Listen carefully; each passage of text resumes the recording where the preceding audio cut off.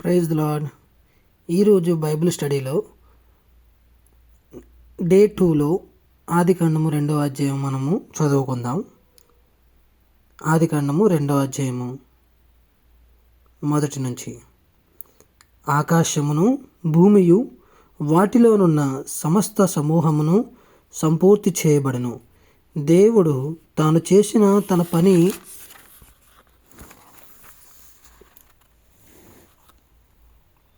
ఏడవ దినములోగా సంపూర్తి చేసి తాను చేసిన తన పని అంతటి నుండి ఏడవ దినమున విశ్రమించెను. కాబట్టి దేవుడు ఆ ఏడవ దినమును ఆశీర్వదించి పరిశుద్ధపరిచెను. ఎలయనగా దానిలో దేవుడు తాను చేసినట్టు సృజించినట్టు తన పని అంతటి నుండి విశ్రమించెను. దేవుడైన యెహోవా భూమిని ఆకాశమును చేసిన దినమందు భూమి ఆకాశములు సృజించబడినప్పుడు వాటి ఉత్పత్తి క్రమము ఇదే.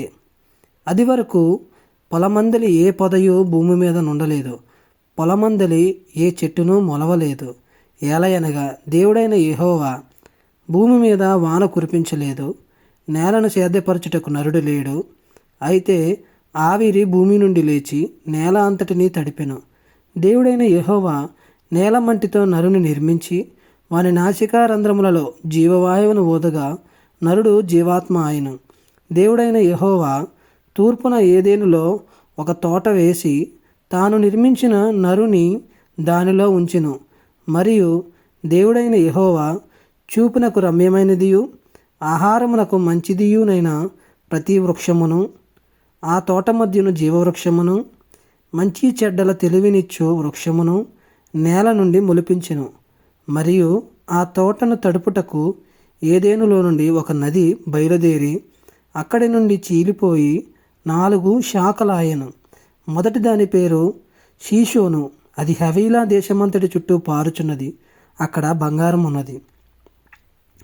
ఆ దేశపు బంగారము శ్రేష్టమైనది. అక్కడ బోలమును గోమేధికములను దొరుకును. రెండవ నది పేరు గీహోను. అది కూషు దేశమంతటి చుట్టూ పారుచున్నది. మూడవ నది పేరు హిద్దికేలు. అది అషూరు తూర్పు వైపున పారుచున్నది. 4వ నది యూఫ్రటీసు. మరియు దేవుడైన యెహోవా నరుని తీసుకొని ఏదెను తోటను సేద్యపరచుటకును దాని కాచుటకును దానిలో ఉంచెను. మరియు దేవుడైన యెహోవా ఈ తోటలోనున్న ప్రతి వృక్షఫలములను నీవు నిరభ్యంతరముగా తినవచ్చును. అయితే మంచి చెడ్డలు తెలివినిచ్చు వృక్షఫలములను తినకూడదు. నీవు వాటిని తినుదినమున నిశ్చయముగా చచ్చెదవని నరుని ఆజ్ఞాపించెను.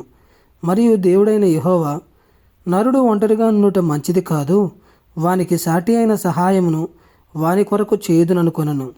దేవుడైన యెహోవా ప్రతి భూజంతువును ప్రతి ఆకాశ పక్షిని నేల నుండి నిర్మించి ఆదాము వాటికి ఏ పేరు పెట్టెనో చూచుటకు అతని యొద్దకు వాటిని రప్పించును.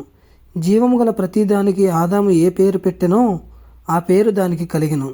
అప్పుడు ఆదాము సమస్త పశువులకును ఆకాశ పక్షులకును సమస్త భూజంతువులకును పేర్లు పెట్టెను.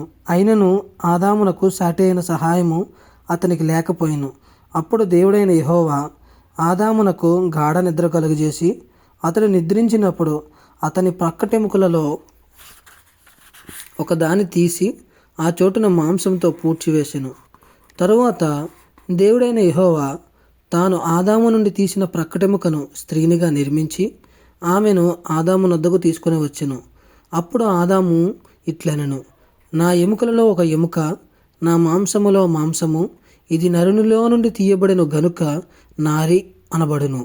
కాబట్టి పురుషుడు తన తండ్రిని తన తల్లిని విడిచి తన భార్యను హత్తుకొనును, వారు ఏక శరీరమై ఉందురు. అప్పుడు ఆదామును అతని భార్యయు వారిద్దరూ దిగంబరులుగా నుండిరి. అయితే వారు సిగ్గు ఎరుగక ఉండిరి. దేవుడి పరిశుద్ధ వాక్యమును దీవించునుగాక. ఆమేన్.